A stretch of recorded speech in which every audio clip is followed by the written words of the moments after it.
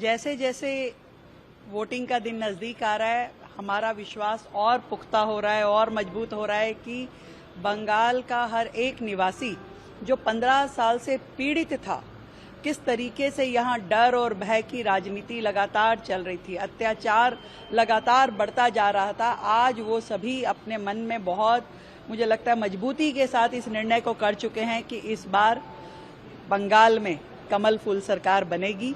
और ये जो सवेरा उगेगा 4 तारीख को जब रिजल्ट आएंगे तो वो बंगाल के लिए एक नया सूर्योदय लेकर के आएंगे, जिसमें हर एक के लिए सम्मान होगा और भय मुक्त शासन होगा और विश्वास और विकास की राजनीति होगी। लगातार टीएमसी के मंचों से आरोप लगाए जाते हैं, बीजेपी को खतरा बताया जाता है, क्या कहना चाहेंगे कि जिस तरह से आरोप बीजेपी के लगाए जाते हैं? खतरे में तो इतने सालों से बंगाल रहा है।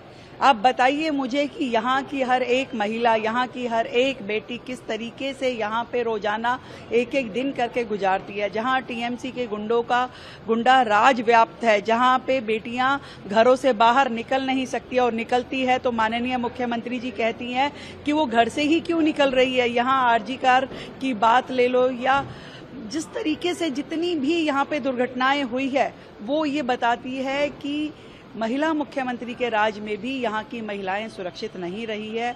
ये बहुत ही अफसोस की बात है। कटमनी का यहाँ पूरे शासन प्रशासन में व्याप्त भ्रष्टाचार है, चाहे रोजगार हो, चाहे नौकरी हो, चाहे कुछ भी काम सरकार से करवाना हो, बिना कट महीने के होता नहीं है। और माफिया जिस तरीके से पूरे के पूरे शासन में व्याप्त हैं, हर जगह माफिया जुड़ा हुआ है, वो भू माफिया हो, वो हर जगह वो कोयले की खादान से लेकर के किसानों के खेत तक हर जगह माफिया व्याप्त है और लोग परेशान हैं। किसान रो रहा है, उसको उसकी फसल का पूरा दाम नहीं मिलता है, युवा रो रहा है कि उसे रोजगार नहीं मिलता है, महिलाएं परेशान है कि उनका सम्मान नहीं है यहाँ। तो ऐसी राज्य की सरकार को किस लिए दोबारा वोट देना चाहिए, ये बड़ा प्रश्न है। ममता बनर्जी बार बार अपनी सभा से कह रही थी जिस तरह से प्रधानमंत्री रास्ते में उतरे झालमुड़ी खाए, एक स्टूपिड ड्रामा था, सजाया हुआ ये ड्रामा था जो कि वो सोशल मीडिया पे हाईलाइट कर रहे बंगाल में आकर। सब कुछ उनके कहने के मुताबिक होता है क्या? वो यदि सड़क पे पैदल चले तो उनकी सत्यनिष्ठा है, और यदि माननीय प्रधानमंत्री जी, वो तो प्रधानमंत्री जी ने तो स्वयं को हमेशा से जमीन से जोड़े रखा, लोगों के बीच में रखा। एकमात्र देश के प्रधानमंत्री, वो सफाई कर्मचारी से लेकर के साधारण मजदूर से लेकर के हर व्यक्ति के दिल में बसे हैं। उसके साथ खड़े होकर के, उसके साथ बैठ करके जिसने एक थाली तक में भी भोजन किया हो, ऐसे प्रधानमंत्री के बारे में वो शब्द जो कह रही है उन्हें भी सोचना चाहिए। और वैसे कोई अचरज की बात नहीं है, क्योंकि यहाँ की मुखिया ममता बनर्जी ने तो हमेशा से सरकारी संस्थाओं पे, न्यायपालिका पे और संवैधानिक संस्थाओं पे हर एक पे इल्जाम लगाया। कभी वो इलेक्शन कमीशन उनके लिए खराब है, कभी प्रधानमंत्री मोदी खराब है, कभी राष्ट्रपति जी के लिए बुरा बोलती हैं। तो ऐसे कौन सा व्यक्ति या संस्था है जिसके बारे में उन्होंने कभी खराब नहीं कहा है? मुख्यमंत्री ममता बनर्जी और एक बात कह रही है कि स्वामी विवेकानंद ने नहीं कहा था कि मुझे खून दो मैं तुम्हें आजादी दूं, ये कहा था सुभाष चंद्र नेताजी ने कहा था।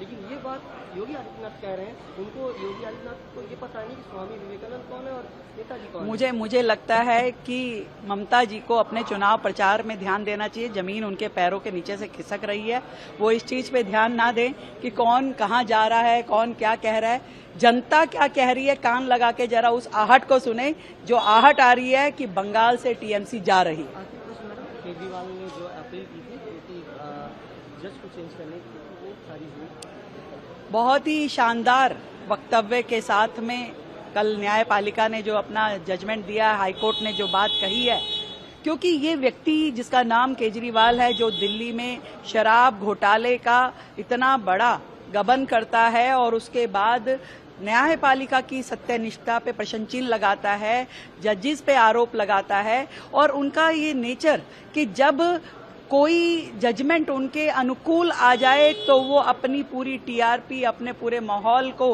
गर्म कर देते हैं कि कट्टर ईमानदार हूं मैं और इससे बड़ा न्याय कोई हो नहीं सकता। और जरा सा भी अंदेशा कि मेरे खिलाफ कुछ जजमेंट तो नहीं आने वाला, उसमें आप प्रश्न चिन्ह लगा दें न्यायपालिका में, इस उनके व्यवहार पे ये बहुत बड़ा तमाचा है। और हमें जनता को पूरा विश्वास है न्यायपालिका में, ये जजमेंट बहुत ही बेहतरीन है और ये समझना होगा कि न्यायपालिका पे कोई भी प्रश्न चिन्ह नहीं लगा सकता। अगर आप ये वीडियो YouTube पर देख रहे हैं तो हमारे चैनल को सब्सक्राइब कर बेल आइकन दबाएं और Facebook पर देख रहे हैं तो हमारे पेज को लाइक करें।